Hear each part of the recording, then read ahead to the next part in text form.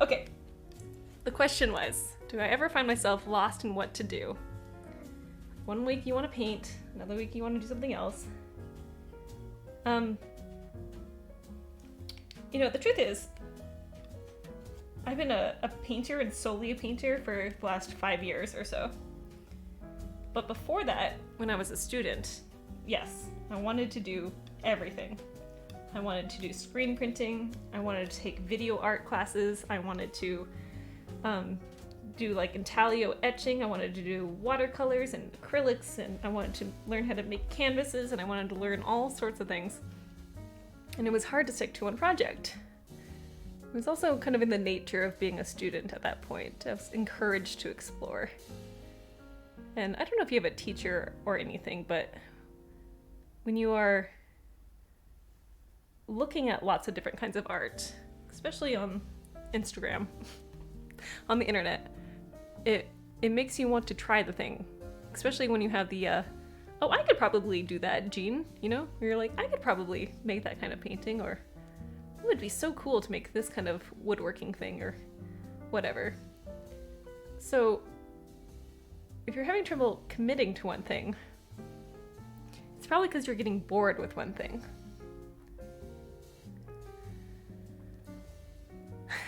It's true.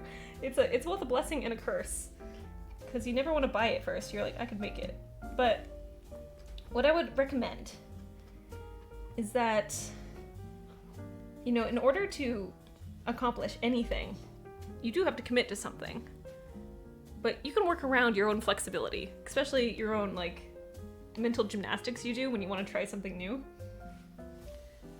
And you just have to know how to train yourself to stick to it when it gets boring. I recommend for you is to create some sort of creative schedule. And I know you're like, I only want to paint when I'm inspired.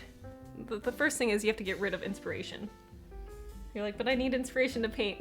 Well, you might not be saying this, but a lot of people say this. And I'm here to tell you that you don't. You need to be comfortable when you're bored with something. All your different kinds of makings, they're like little sparkles, right? Little shiny things for you to chase and get distracted at.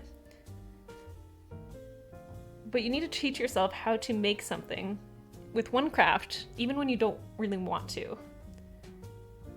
It sounds very dramatic, but to kind of cure yourself of this attention handling, I guess, of all the different things you want to make, I would do 2 things.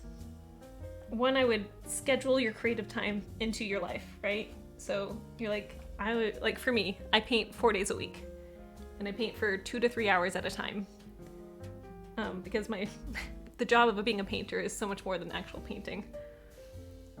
And I'm like, okay, so on these 4 days, at these times that I've blocked off, they're for painting. Maybe for you, it's like, okay, on, Mondays when I have creative time, I'm woodworking. That's the woodworking time. And you write this in your calendar. You're like, this is the woodworking block. And on Wednesdays, when you have time, you're like, this is the painting block. And if you're like, I want to paint all sorts of different things, I want to try landscapes, and I want to try still lifes, and I want to try this, be more specific.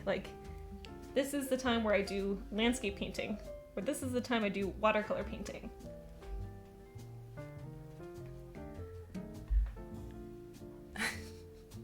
Is it? Oh, thank you. Oh my gosh. Yeah, okay, so then the next thing you need to do is, because you are so inspired and you have a lot of creative energy, which is great, you gotta harness it for the times when you don't have creative energy, right? The next thing you're gonna do is I want you to write down a list of every single thing that you want to do that you haven't started yet. You're like, and be specific. It's like, I want to do woodworking, but what kind of it, right? Am I making, I'm trying to think of things, like an animal, or do I want a cup, or do I want to whatever? And then when you're at the beginning of a month, or beginning of a week, you're gonna assign specific projects to those times in which it works. And this is gonna be so annoying. This is gonna be fun. I did not get a notification, but maybe it hasn't gone through yet.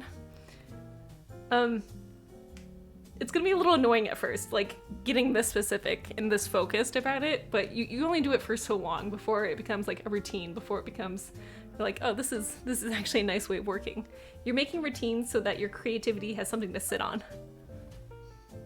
There we go. Thank you. I appreciate your subscription. And for 3 months too. Thanks, friend. So you assign a specific art task to each time in which the category allows, right? And be realistic with your time. Like, you don't want to be like, okay, I'm going to be creative for 5 hours in a single day. That's too long. Like, keep it shorter. Under 3 hours. But more than half an hour. Eventually, you're going to start being like, oh, I don't really want to paint on this painting day where I said I would do watercolors. And this is the turning point for you. On that day where you said you were going to do watercolor painting, on that time, you gotta do watercolor painting. Don't get distracted by another project, right? You're not gonna be like, oh, I wanna try stained glass today on this time where I was gonna do watercolor painting. You wanna put the discipline into your creativity where you're like, I'm gonna do this thing where I said I would so I can complete this project that I've been working on, even though it's not the most glamorous thing and it's really boring to paint 1,000 triangles, you know? This is pre-Atomic Habits Stephanie talking, actually, but this works. And once you get there and you start like interrupting your thought pattern enough times, you're gonna be able to be less distracted and make choices based off of action versus your reactive thoughts towards the shiny thing. Yeah, and that's my advice. Hope it works. Also, if you want to know about habits and creativity, you should read Atomic Habits. It's our next book for book club. Nomad and I are reading it. I've actually finished it at this point, and it's helpful. It's helpful.